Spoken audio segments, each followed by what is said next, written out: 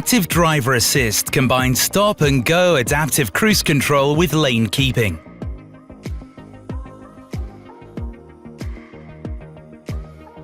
The system uses information from the camera on the windscreen and the radar sensor in the front bumper to steer the vehicle and keep it centered in the lane, maintaining a cruise speed and a following distance from the vehicle in front.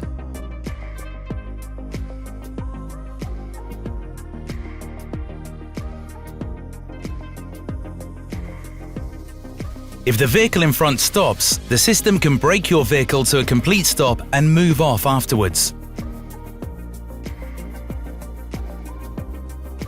Active Driver Assist can also adjust the vehicle's speed to the speed shown on the traffic signs, either automatically or after confirmation by the driver.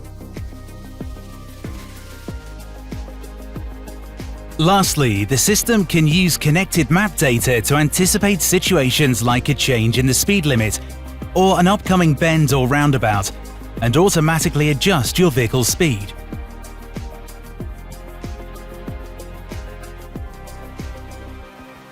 To start Active Driver Assist, press this button as many times as necessary to select the function.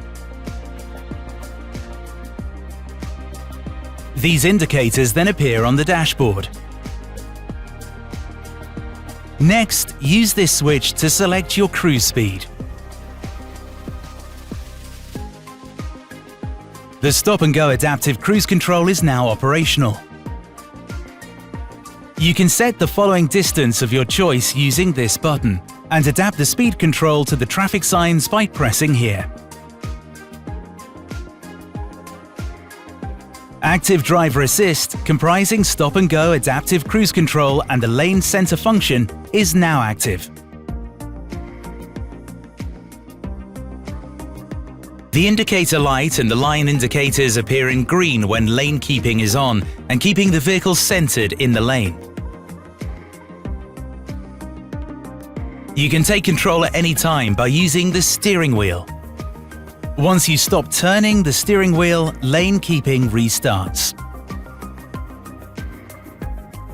The lines and indicator light will turn grey if conditions aren't suitable for lane keeping.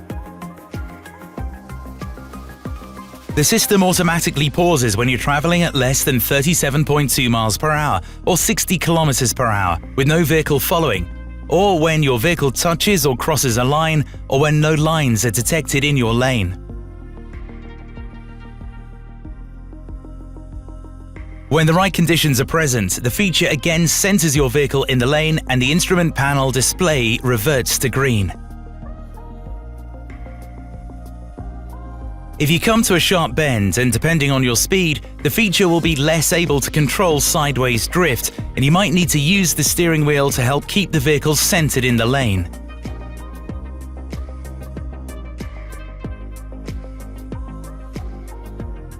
If you don't intervene, the feature causes the steering wheel to vibrate to warn you that the vehicle is about to cross a line and that you need to take immediate action. The indicator light and the relevant line indicator, left or right, will then both turn red on the instrument panel. If the vehicle crosses a line completely and moves out of its lane, lane keeping is automatically paused and the display turns grey on the instrument panel. When using lane keeping, you must still have your hands on the steering wheel, as this symbol shows.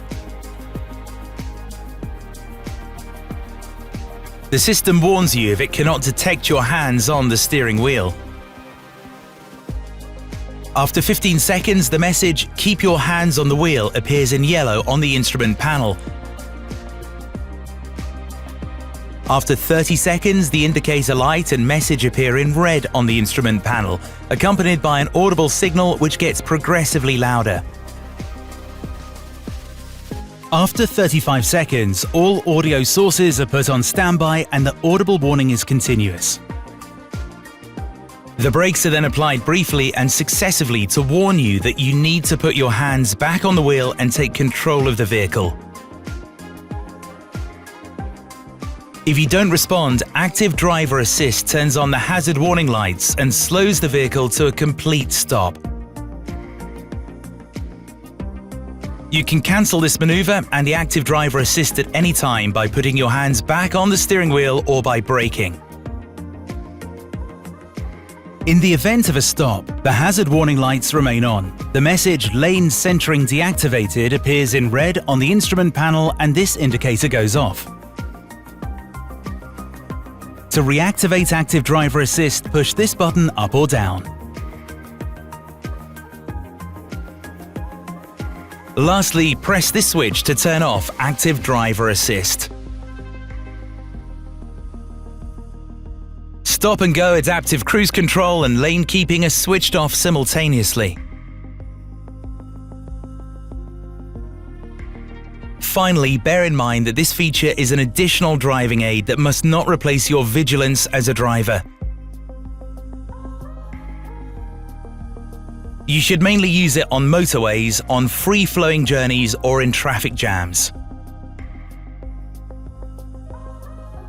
Generally speaking, always adapt your speed to the traffic conditions, irrespective of the system's indications.